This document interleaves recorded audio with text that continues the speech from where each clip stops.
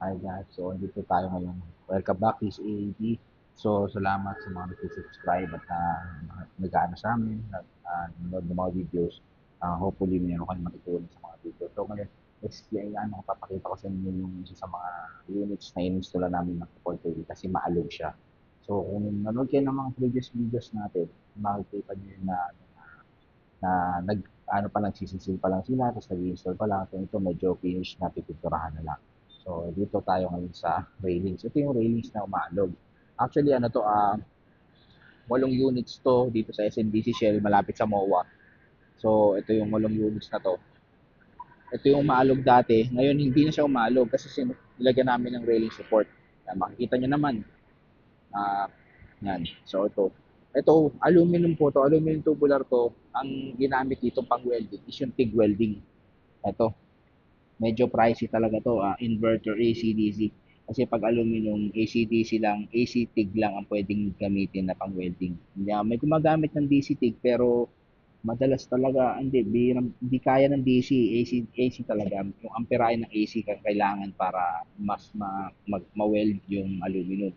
At the same time kasi may carbon ng aluminum masyadong mataas kaya AC lang ang kayang mag-welding ng AC TIG. Medyo pricey yan. Nasa 30 plus 40,000 ang isang welding machine na ganyan. So ito winelding yan.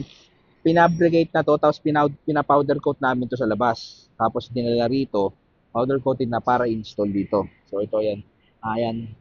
Winelding ito. Tapos ito, ang support dito sa area na to, dito sa part na to, winelding na lang.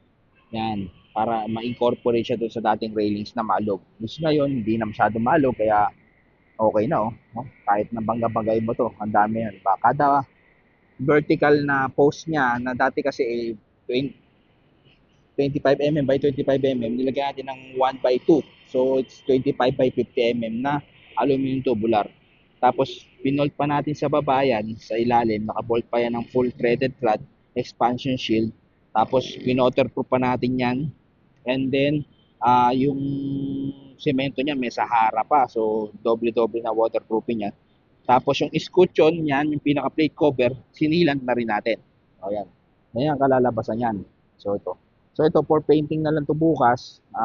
Hopefully maganda yung panahon kasi medyo hindi maganda yung panahon dito ngayon sa Manila na meron tayong southwest monsoon. So hopefully mapinturahan na to bukas para ma-turnover na namin. So meron pa isang kabilang unit ginagawa doon. At lilipat kami sa kabilang tower, may apat pa doon. So yun lang, yun lang, sana may natutunan kayo na i-share ko sa inyo. So yan, pag alam ito, pino-etap namin yan.